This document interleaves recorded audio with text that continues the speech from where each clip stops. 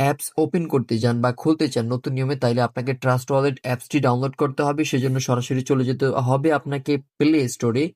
তো প্লে স্টোরে যাবার পরে কর্নারে দেখতে পাবেন একটি সার্চ বার, এখানে একটা সিম্পল একটা ক্লিক করে দিবেন। উপরে একটি বাটন থাকবে যেখানে লেখা থাকবে search app and game. Simply সেখানে একটা ক্লিক করে দিবেন, সার্চ করবেন, উপরে গিয়ে trust wallet, TRUST, trust, WALLET, trust wallet. তো ট্রাস্ট ওয়ালেট সার্চ করার পরে আপনি এখানে দেখতে পারবেন এই অ্যাপসটি চলে আসছে। ঠিক ডান পাশে এখানে লেখা থাকবে ইনস্টল, আমার এখানে কিন্তু লেখা আছে ওপেন। সো আমি এটা অলরেডি ওপেন করে রেখেছি, তাই এটা কিন্তু ওপেন দেখাচ্ছে।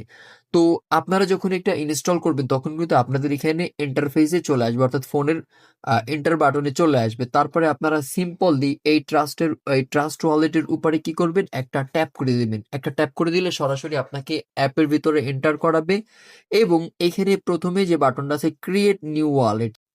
সো গাইজ এখানে কিন্তু লেখা আছে ক্রিয়েট নিউ ওয়ালেট। তো সিম্পলি আপনারা কি করবেন, ক্রিয়েট নিউ ওয়ালেটের উপর একটা ট্যাপ করে দিবেন। অ্যান্ড একটা ট্যাপ করলে কিন্তু এখানে সর্বপ্রথমে যে অপশনটা থাকবে সেটা হচ্ছে ক্রিয়েট পাসকোড। তো এখানে সিম্পলি আপনাকে পাসকোড সিলেক্ট করতে হবে, যে কোনো একটা 6 ডিজিটের একটা পাসওয়ার্ড দিতে হবে। সো আমি আপনাকে সিম্পলি একটা পাসওয়ার্ড দিয়ে দেখাচ্ছি। সো পাসওয়ার্ডটা দেওয়ার পরে কিন্তু দ্বিতীয়বার আবার কিন্তু পাসওয়ার্ডটা কনফার্ম করতে হবে, অর্থাৎ দ্বিতীয়বার আবার পাসওয়ার্ডটা কিন্তু এখানে প্রদর্শন করাতে হবে। সো আমি দ্বিতীয়বার আবার পাসওয়ার্ডটা সিমিলার পাসওয়ার্ডটা আমি দিয়ে দিব।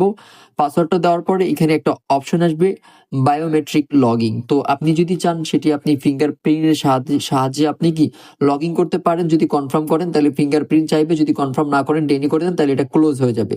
তারপরে সিম্পলি আপনার এই ওয়ালেটটা কিন্তু ওপেন হয়ে যাবে। এখানে একটা সুন্দর করে একটা লেখা থাকবে skip I will do it later নিচে।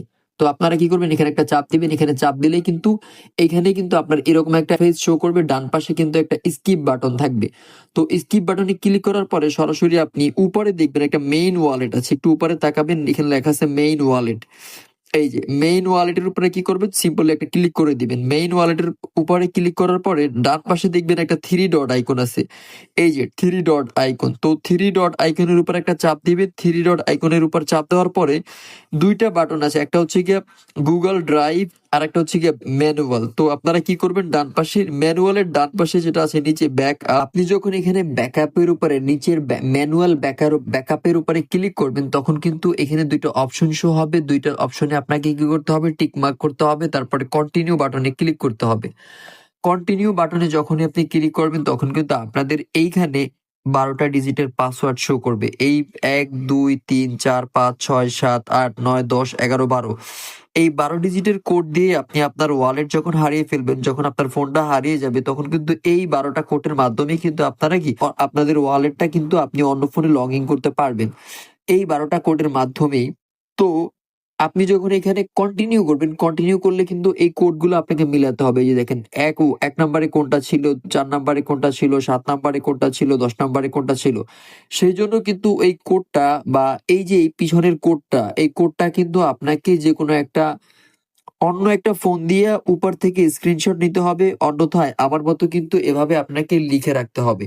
তো আমি কিন্তু এই সম্পূর্ণ কোডটা কিন্তু 1 2 3 4 এরকম দিয়ে লিখে রেখেছি, সেম টু সেম হুবাহু এইটার মতোই।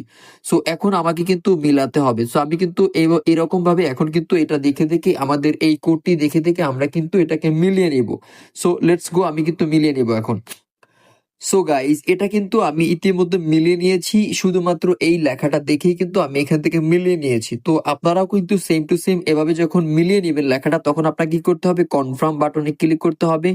কনফার্ম বাটনে ক্লিক করার পরে কিন্তু এটি কিন্তু অ্যাক্টিভ দেখাবে, অ্যাক্টিভ হয়ে গেছে।